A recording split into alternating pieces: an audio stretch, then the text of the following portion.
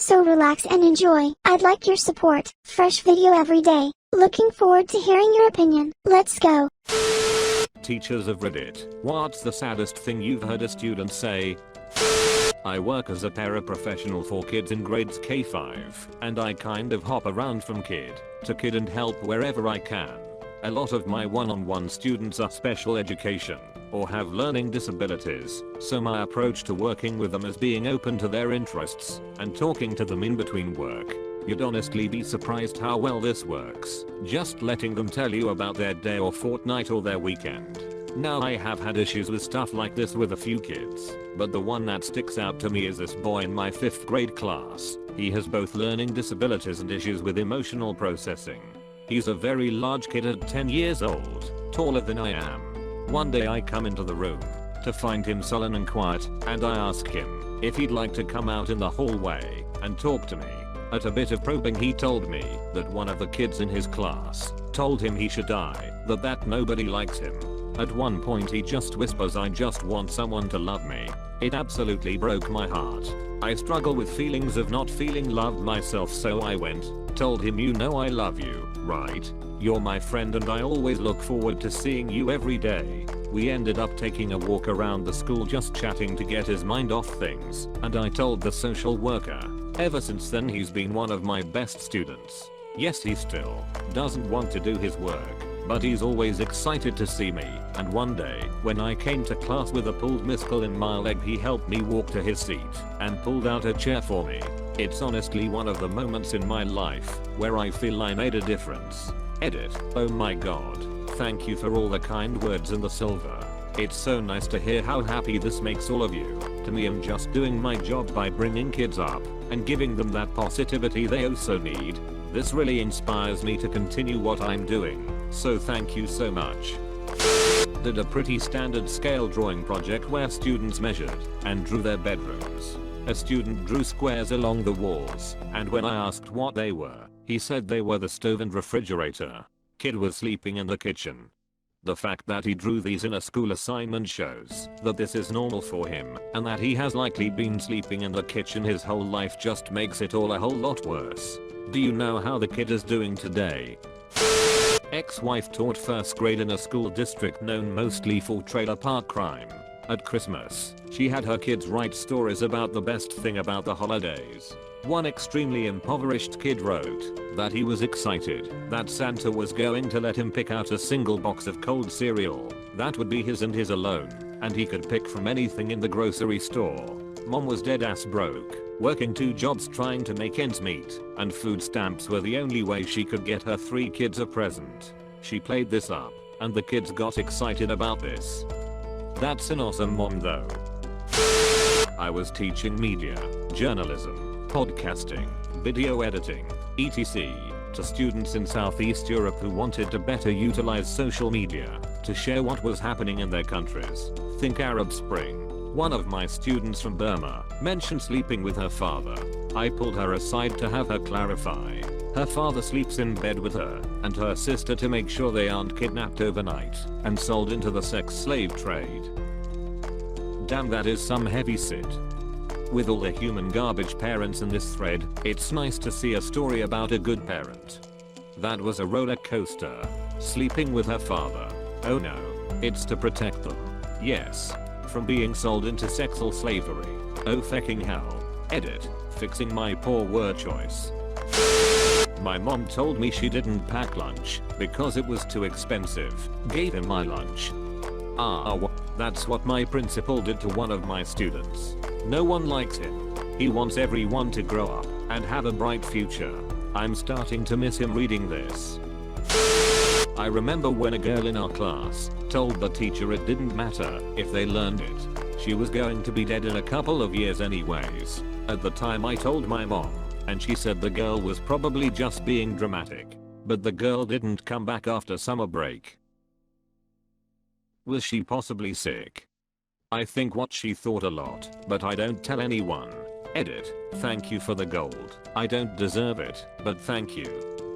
I wanted to die at 25 and here I'm 3 months before I turn 25. Now I want to live, but I gave up so long ago I don't think I have time to turn my life around.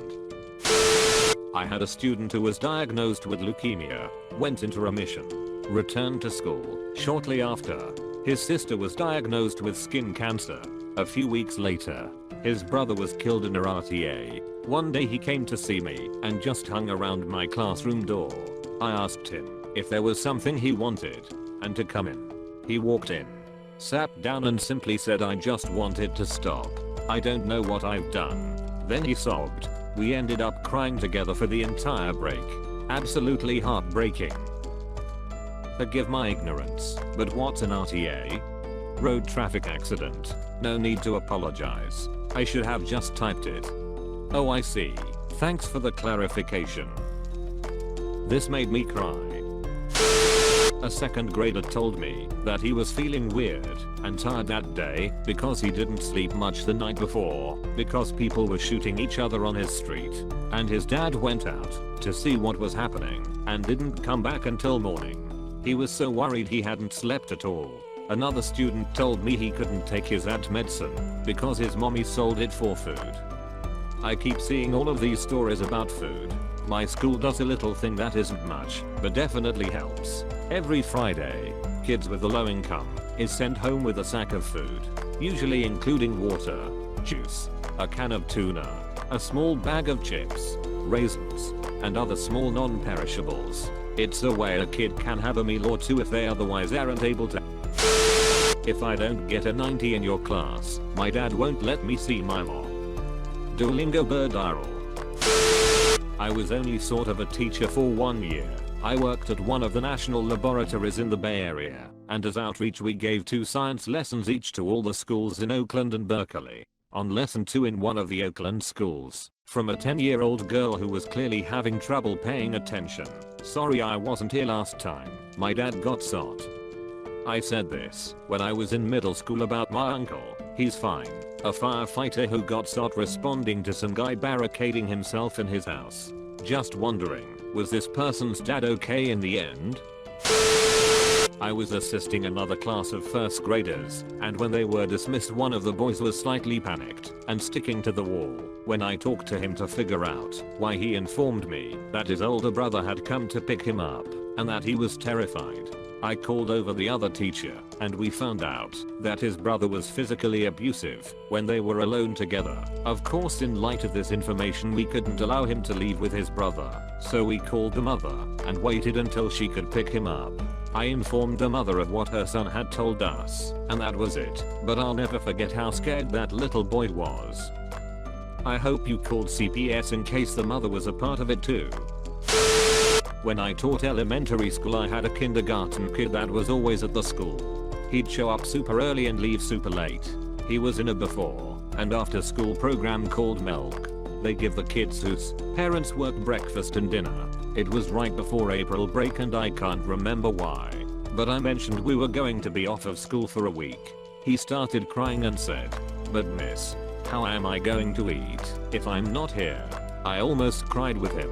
His parents work all day long. Reported it to the admin, but I don't think anything came of it. He might have stayed with other family for the week.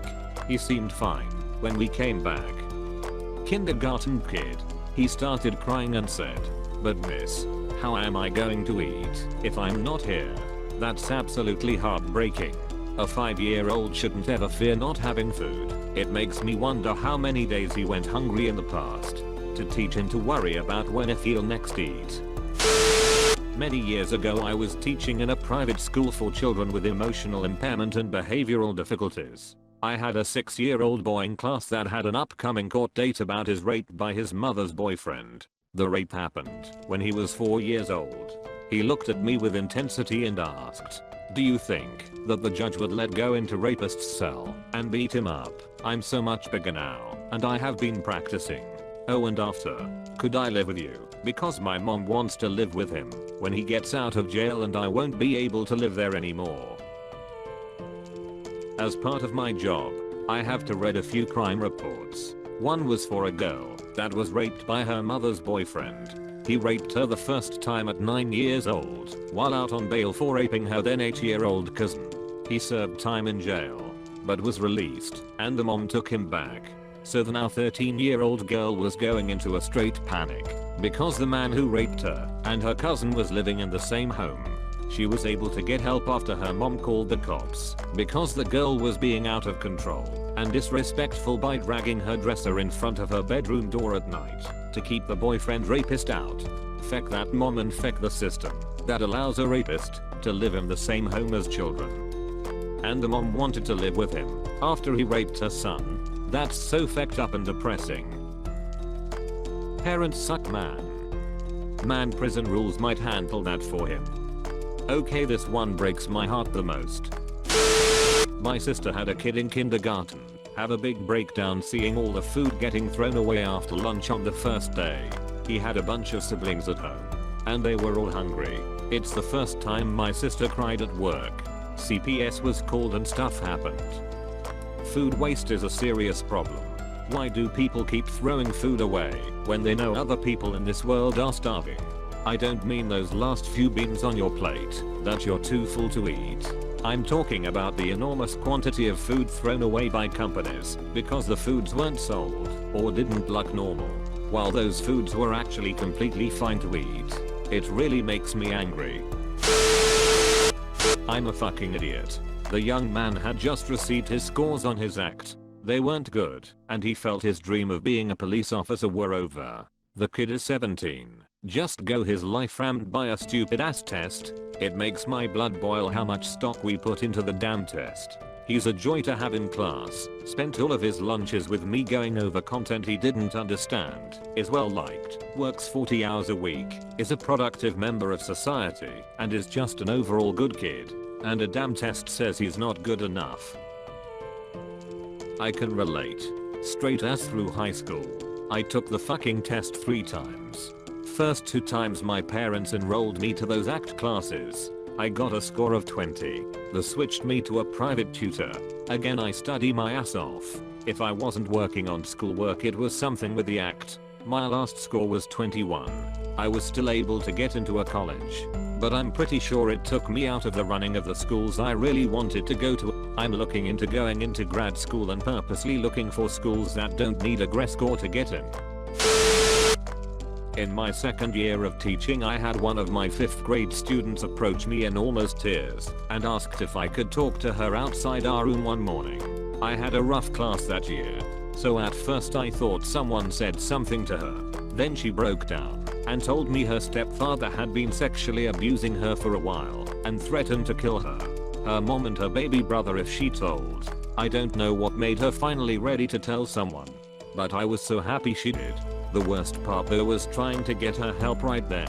I remember trying to get our social worker, but she was out of the building, so I ran to my principal's office. I couldn't get in because there was a group of teachers arguing and being catty to each other because one girl got a baby shower thrown by our superintendent and the other one didn't. So they had been saying things behind each other's backs and it was just dumbass drama. I was furious. I had a child who was having serious issues and they were concerned about a baby shower and who was the favorite. I'll never forget that. Fast forward to last year and I went to the middle school and saw her. She ran up to me screaming and crying and gave me the biggest and best hug I have ever received. She's doing great now.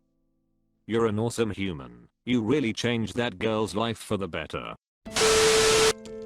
I taught my high school students in China to write haiku. 5 syllables. I came across this one from an extremely pleasant and soft-spoken kid while going through what they handed in. Delete. My dad told to me, Harry, now delete mum's number. Shut up. I will not. Harry, class 3A. Edit. Thank you extremely intelligent humans for pointing out the second line is 8 syllables. I'm fully aware. This is what he wrote and came from his hair and mind and that's what makes it special. Many of the haiku I got back that were full of mistakes were the most powerful / clever / hilarious. Also, you'd be surprised how hard it is to learn how to break down syllables coming from Chinese especially. It might help to know that 1.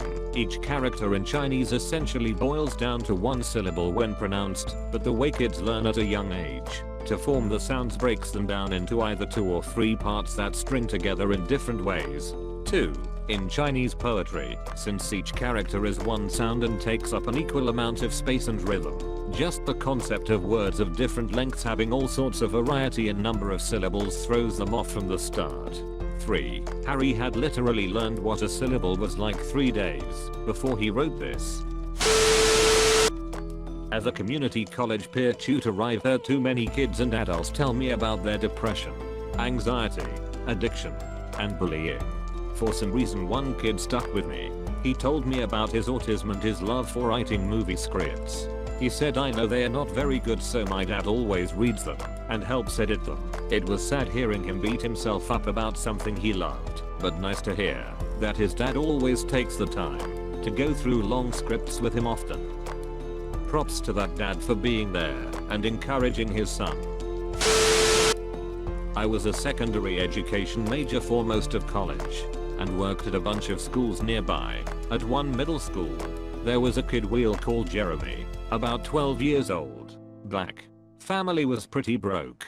Smart kid, worked pretty hard, and took good notes. He was never involved in any of the problems around the school, and never got in trouble for anything more than missing an assignment or two. Good dude. We were talking about their plans for the future, and Jeremy mentioned he probably wouldn't be able to go to college. But that was okay. He'd try to find a job before leaving high school. And when I go to jail, I hope it'll only be for a few years, so I can get back to work. Not if, when. With everything he'd seen in the world up to that point, it wasn't really a question for him. Do you know how he is doing now? Afraid not.